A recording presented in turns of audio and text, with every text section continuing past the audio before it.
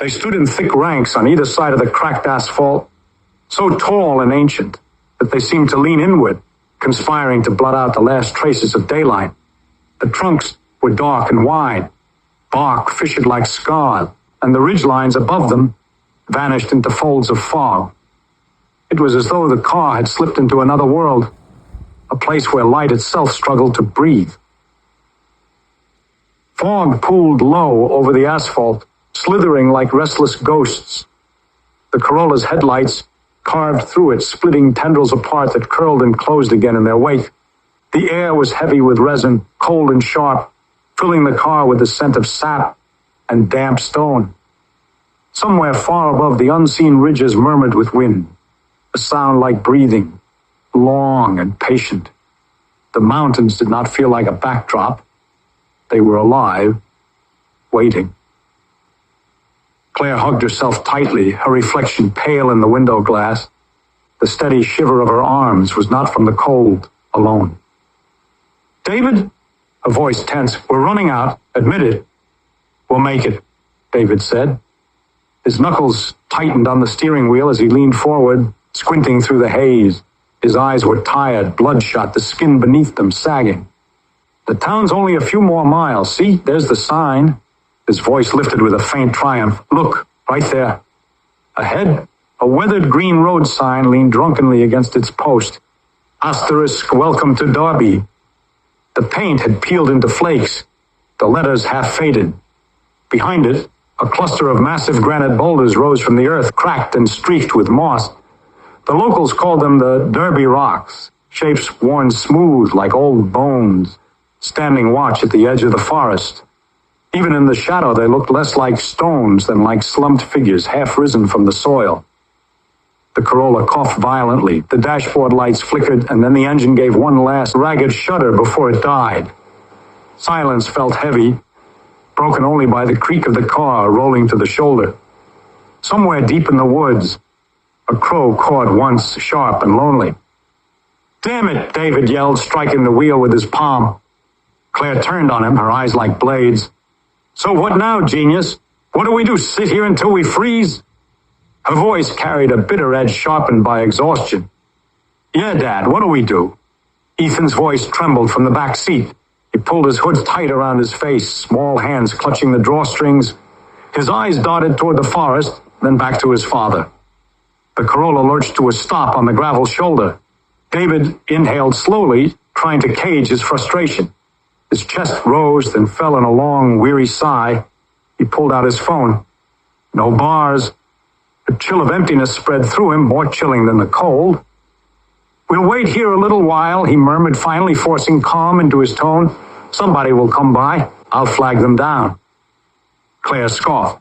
"Oh, sure, a perfect solution just like every other brilliant plan of yours. I told Asterisk you to stop for gas." She pressed her forehead against her hand, muttering curses beneath her breath. "Claire, this isn't the time," David said, his voice low but fraying at the edges. This isn't the time," she snapped. "When then? After we're stranded all night? After Ethan freezes in the back seat? You never listen. You just keep pushing, keep driving like you know better." "I was trying to get us there," David cut in, his voice louder now. "I thought we could make it." The sharpness in his tone made Ethan shrink back against the seat. "Please don't fight," the boy murmured. His voice was small, pleading, but it filled the car like a bell ringing in an empty room. The argument sputtered into silence. Claire turned her face to the window, eyes glistening faintly in the dim light. David pressed his lips together, chewing on words he couldn't say. Ethan tucked his chin into his hoodie and breathed almost to himself. "At home, Mom never yells this much." His voice was soft, uncertain if they'd even heard. He thought of his room back in the suburbs, the posters on the wall, the stack of video games he hadn't finished yet, of his dog, Ranger, who would be curled up at the foot of his bed if they were home. The memory made his chest ache. Claire closed her eyes. She had always been the one keeping the family together, balancing work, groceries, and bills, while David's long hours and stubbornness kept them distant. He had once been ambitious, hopeful, but the years had worn him down, and that weight pressed on both of them now in the dark car. She wondered bitterly if this trip like so many promises before, would be just another failure. David's thoughts were heavier still. He thought of the office job he had barely managed to hold on to, of the bills piling on the kitchen counter, of the way Claire had looked at him the last few months, like she was losing faith. He gripped the wheel tighter, fighting the shame creeping up his throat. He had wanted this trip to be different, a chance to reset, to remind them all that he could still lead, still provide. And here they were, stranded. Minutes trickled by, thick with their breathing and the mutter of wind against the glass. Ethan kept his forehead pressed to the cold window, breath hazing the glass as he stared at the trees. Something pulsed like a lantern weaving between trunks. But when he blinked, there was nothing. "Dad?" His small voice broke the silence. "There's a police car." From the woods, near the welcome sign, a black and white squad car eased out of the pines. Its headlights smiled, followed by the pulse of red and blue lights that spun through the scattering haze into shards of color. David's shoulders dropped with relief. "Now that's timing. See, the officer will help us." A smirk tugged at his lips, though his hand still trembled faintly on his knees. "I honestly thought we were in trouble," he admitted, chuckling as he reached for Claire's shoulder. She brushed his hand away without looking. "They'd better have a decent motel in this dump," she said. "And if you want to make this up to me, room service, wine, and the best suite they've got." Her words were brittle, like glass threatening to crack. "And maybe a movie," Ethan piped up with sudden enthusiasm. "Or a game console, like when Reagan's dad rented the new Game Station 5. His voice filled the car, desperate to cut through the adult tension. David forced a tired smile. "We'll see, buddy. But I doubt they will have that." The squad car door groaned open and a burly big officer stepped into the fading light. He tipped his hat low against the setting sun and approached, boots crunching gravel. The air seemed to fold around his bulk as he neared, the forest strangely silenced. With a gentle rap of his knuckle against the window, he leaned down. The glass slid open. "Let me guess, out of gas?" David blinked, surprised. "Yeah, how'd you—" "Happens all the time." The sheriff's voice carried a rehearsed warmth. "Folks roll into Derbie on fumes or with a flat. Closest towns are hours away, but don't worry, we've got a gas station, a diner, a grocery store, and a motel. That's about the whole town." His smile didn't quite reach his eyes. Ethan leaned forward, wide-eyed. "Do you live here all by yourself?" he asked, curiosity outweighing fear. The question startled both his parents. Ryan chuckled. "Not by myself, kiddo. Town's got a few folks left. Enough to keep things running, enough to notice strangers when they show up." His words were light, but something about the way he said *strangers*, made Claire's stomach tighten. David and Claire exchanged a glance, uneasy. Their smiles felt more like masks than anything genuine. "But first things first," the sheriff added with a smirk. "License and registration." Claire dug into the glove box, handed the papers to David, and he passed them over. The officer checked them briefly, then handed them back. "Looks fine. Name's Officer Jeremy Ryan." He slapped the roof of the Corolla. "I can give you a lift into town. Don't suppose you got a jerry can?" He laughed at his own joke, the sound booming in the haze. Didn't think so. "We get to ride in a police car." Ethan nearly bounced in his seat. "Shotgun." Officer Ryan sneered. "That's up to Mom and Dad. But you two," he pointed at David and Claire. "Sorry, you're stuck in the back. That's where the bad guys ride." They climbed out of the Corolla, stretching stiff limbs, the mountain chill sliding into their clothes. Ryan held the back door open, waiting as David and Claire exchanged one hesitant look before sliding inside. Ethan darted eagerly to the passenger side. "Hop in, partner," Ryan said with a wink. Ethan giggled and scrambled into the seat, thrilled by the idea of a ride-along. In the back, David rested his hand gently on Claire's leg. For once, she didn't push him away. "I know this isn't the best place to say it," he breathed, "but I'm sorry." She exhaled, lips pressed thin. "That's putting it lightly, but apology accepted." Ryan caught the moment in the mirror. "Now kiss and make up," he said with a smirk. Both stiffened. Claire hesitated, then leaned over and pressed her lips briefly to David's cheek. "Ah," Ryan chuckled, his eyes glinting in the rear view. "Ready for your town tour, deputy?" he asked Ethan. "You bet," Ethan shouted, slapping the officer's hand. The car rolled on. Pines zipped past in rows, the forest swallowing the road. The scent of sap grew stronger, sharp and intoxicating. David drew a long breath, wishing he could bottle the crisp air. The mountains pressed close, their ridges black against the sky, as if the whole town were being funneled into a cage. Mom, that lady back there, she was smiling at me. Claire's throat went dry. What lady? Ethan pressed his finger to the hazy glass pointing back into the woods, but the shapes were gone. Then David saw her. A woman stood half hidden in the tree line, head cocked at an unnatural angle. Her hand rose in a slow, deliberate wave. Her smile stretched too wide, unblinking. That's strange, David said. Don't mind Mrs. Peterson, Ryan said casually, eyes fixed on the road. She's eccentric but harmless, sweet as pie once you know her. Claire frowned. She wanders alone out here? As if on cue, a man stepped from the shadows beside her. Mr. Peterson. The two of them stood motionless together, silhouettes frozen between the trees, smiles locked and empty. See, Ryan said cheerfully. Never alone. Those two are inseparable. David and Claire exchanged a look. Neither said a word. The ride already felt far too strange, and the mountains beyond the glass seemed to lean closer, listening. The cruiser rumbled as it rolled past the buzzing neon sign of Derbie's only gas station. Officer Ryan, you just passed the gas station, David said from the back seat, his brow furrowed. He turned toward Claire, hoping for reassurance, but found the same confusion mirrored in her expression. Claire leaned forward slightly, her voice edged with unease. Officer, wasn't that it? Right there? Ryan didn't as much as glance back. His hand tapped lazily against the steering wheel in time with the hum of the tires. Yeah, plenty of time in Derbie. His tone was light, but there was something beneath it, a weight that made David's stomach knot. We'll get there. Scenic route's better. Truth is, there isn't much to see around here, but I like to show my guests around. From the front seat, Ethan piped up cheerfully, oblivious to the tension coiling in the car. Come on, Mom, Dad, lighten up, will you? Ryan's smirk spread wider. He reached forward and twisted the radio knob until static gave way to the soulful songs of the early 1970s. That's right, he said. Lighten up. Kids' first ride along ought to be fun. The melody crackled through the speakers.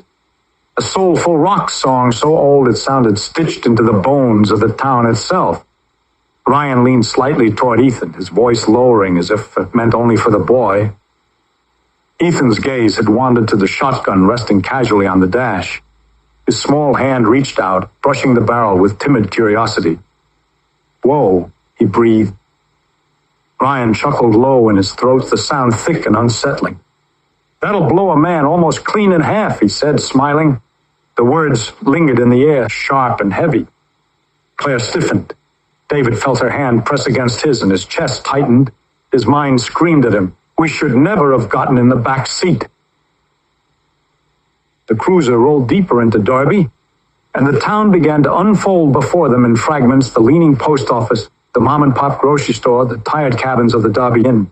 Every building seemed worn down, wilted, as though the town itself was waiting to collapse. None of it felt welcoming.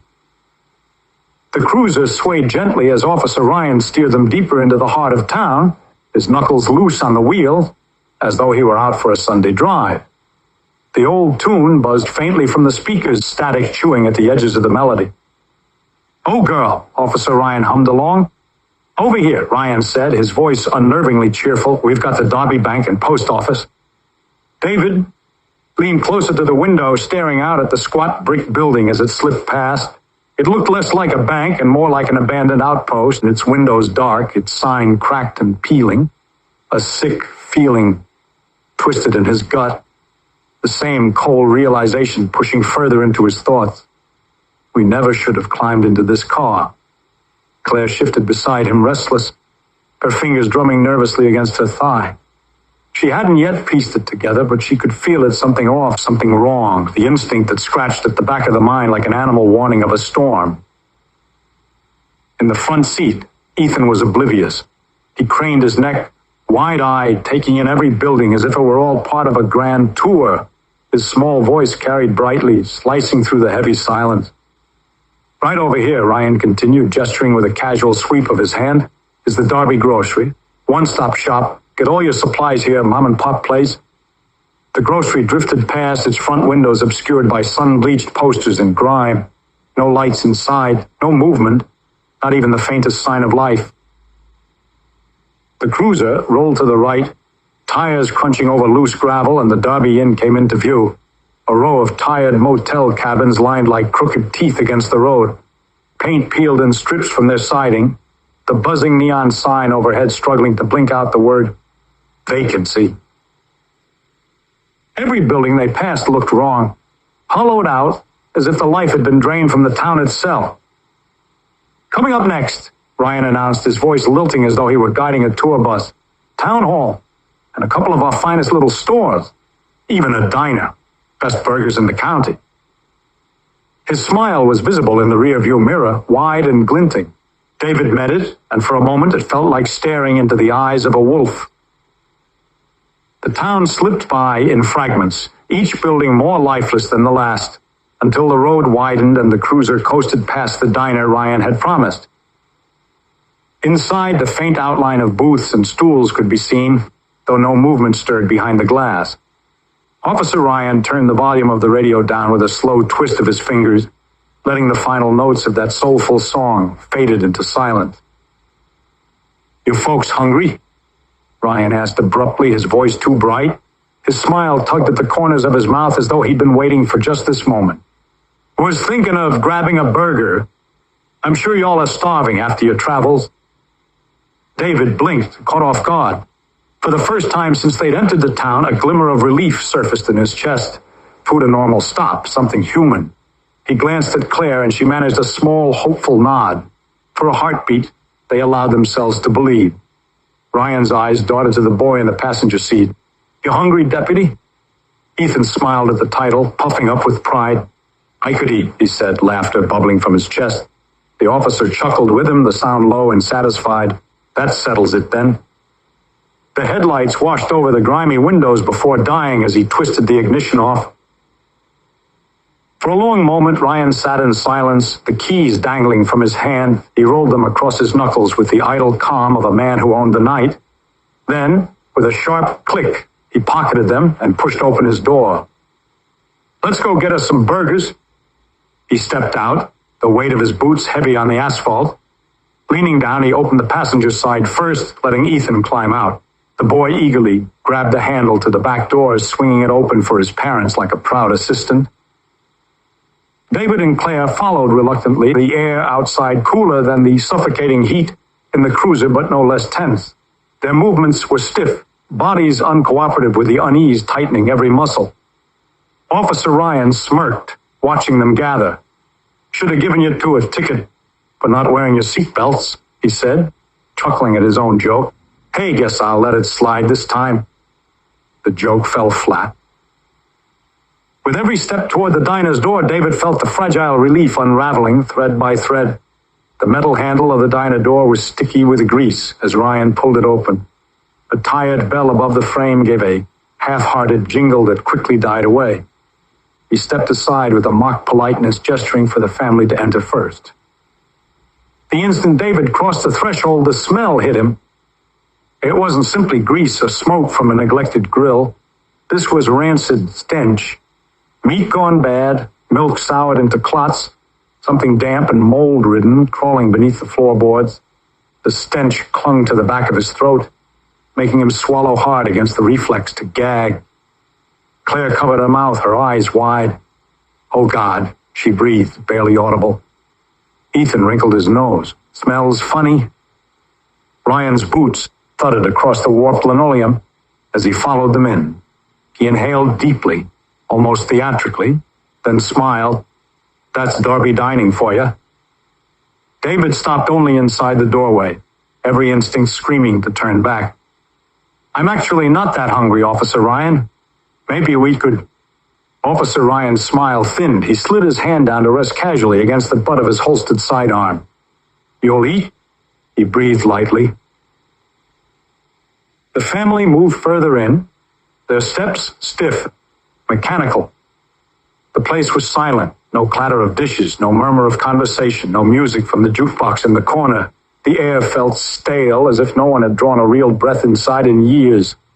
Only one other figure occupied the diner, a waitress hunched at the far end of the counter.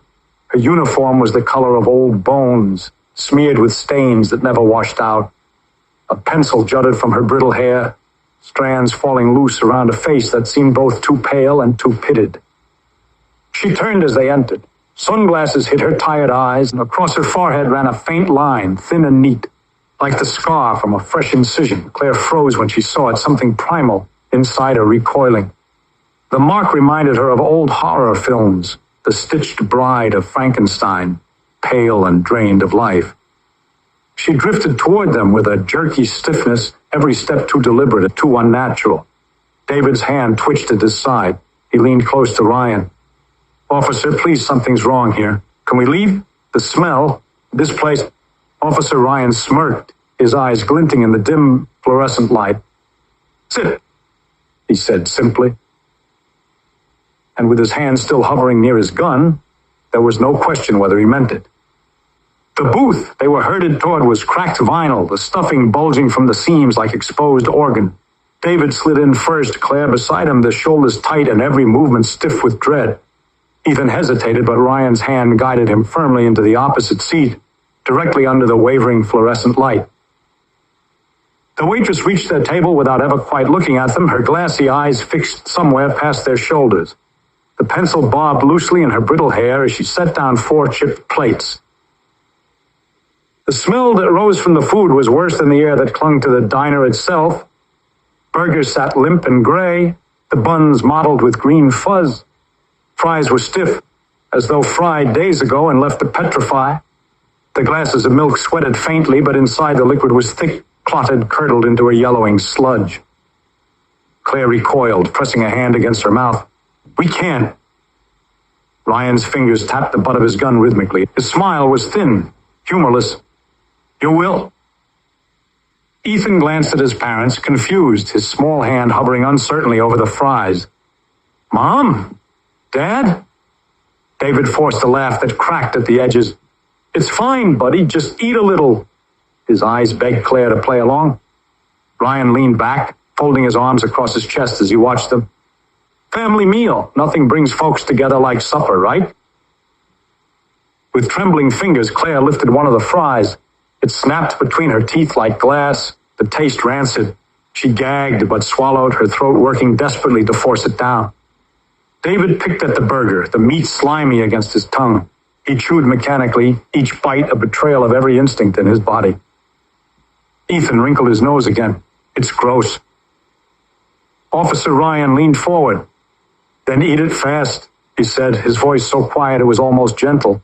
The way his hand brushed the gun said otherwise.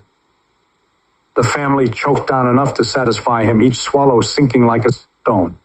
Silence stretched between them, broken only by the faint buzz of the stuttering neon outside and the slow, uneven breath of the waitress, who still hovered at the counter as though awaiting orders she would never receive. At last, Officer Ryan stood, his chair scraping the floor. He dropped a few crumpled bills onto the table, a meaningless gesture. "That'll do. Time for the gas station." Relief surged in David's chest, but it was fleeting. The dread that had dogged them since entering Derbie was no longer a form. It was a weight, pressing heavier, with every step they took back toward the cruiser. The bell above the diner door gave one last tired jingle as they stepped into the night. The cool air should have been a relief, but the stink of rancid rot clung to them, coating their tongues hot, soaking into their clothes. Claire smoothed her blouse as if she could wipe the filth away. David inhaled sharply, trying not to retch. Officer Ryan jingled the keys in his hand. "Well," he drawled, "that hit the spot, didn't it?" David forced a brittle smile. "Yeah, sure did." Claire nodded too quickly, her voice thin. "Yes, thank you, Officer Ryan, that was kind of you." Ryan chuckled as though pleased with himself, spinning the keys on his finger. "Always a pleasure. Come on now. Still got to show you all the gas station." Ethan scrunched his nose. "It smelled so bad in there. Why'd we have to eat that?" Officer Ryan bent toward him, laying a hand on his shoulder with mock warmth. "Because, Deputy, it's part of the job, and you did fine." Ethan's frown eased into a shy smile, though his parents' faces only tightened further. They exchanged a glance, a silent agreement. Not here, not yet. The cruiser stood ahead. The doors groaned as Officer Ryan opened them. David and Claire climbed into the back, stiff and reluctant. The locks clicked down with finality. Up front, Officer Ryan buckled Ethan in again, patting his shoulder. Then he leaned back just far enough for his voice to drift low to the parents. "Play along," he said, "or things get worse." The ride was quiet. David's hand clenched around Claire's, both of them staring at the back of Officer Ryan's head, at the way it tilted slightly in amusement, as if he could hear every fearful thought they held. The cracked pavement stretched empty beneath the sign, the mechanic's garage hulking beside it like a waiting mouth. Officer Ryan eased the cruiser to a stop, headlights cutting off as the engine died. He turned, his smile soft and unsettling. "Come on, Deputy, time to stretch your leg." Ethan hesitated, looking back at his parents. Claire gave a trembling nod, forcing her lips into a fragile smile. "Go on, son," he managed finally. Ethan stepped out. Officer Ryan followed, heavy boots striking the pavement. He shut the door with a sharp slam, the sound ringing across the empty lot. David's breath hazed the window. Claire's nails dug into his arm. They stayed silent, playing the part. "Not yet." Officer Ryan walked Ethan toward the garage, his hand heavy on the boy's shoulder. He spoke warmly, his tone dripping with false paternal pride. "You've done well tonight, Deputy, real well." The rusted hinges of the garage door screamed as he hauled it open. Darkness gaped inside, deep as a maw. Ethan turned once, confusion stuttering across his face. His lips parted, a question trembling there. Officer Ryan shoved Ethan inside. The door slammed shut before he could escape. The sound was a thunderclap. Claire broke first. Her fists hammered against the glass. "Ethan, my baby, give him back." Her screams tore her throat raw, her voice breaking into hysterical sobs. David bellowed alongside her, punching until his knuckles split and blood smeared the window. "You bastard, you sick bastard, bring him back." Inside the garage, Ethan screamed. Officer Ryan strolled back toward the cruiser, calm as ever, twirling the keys idly in his hand. His boots thudded against the cracked pavement, unhurried, deliberate. Movement flickered at the corner of David's vision. He turned, and his breath caught. The old man's mouth split into an impossible smirk, teeth yellow and uneven. Beside him, an old woman clapped her hands together with childlike glee, her frail arms jerking in a hideous rhythm. She swayed into a crooked dance, her outline twitching in the buzzing neon.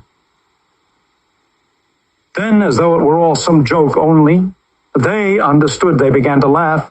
High, shrill peals from the woman, guttural, barking cackles from the man. Their fingers jabbed at the parents through the glass, pointing, mocking, and celebrating their despair. Claire's scream failed her. Her throat worked soundlessly, eyes wide, frozen by horror. David bled onto the glass, fist trembling, breath hammering in his chest. And then Officer Ryan moved. He leaned off the cruiser, straightening to his full height, his sneer stretched in the garish light, eyes gleaming with cruel satisfaction. Folding his arms across his chest, he turned toward the trapped parents. When he spoke, his voice wasn't soft or mocking. It thundered out, booming across the empty station lot, sharp enough to rattle in their bones. "Welcome to Derbie," Officer Ryan roared, his voice cutting the night. The old couple shrieked with laughter, slapping the glass, pointing with trembling, bony fingers. Their mirth was wild, feral, as though they had waited their entire lives for this moment. And in that instant, David and Claire understood. There would be no leaving. Chapter 1. Cody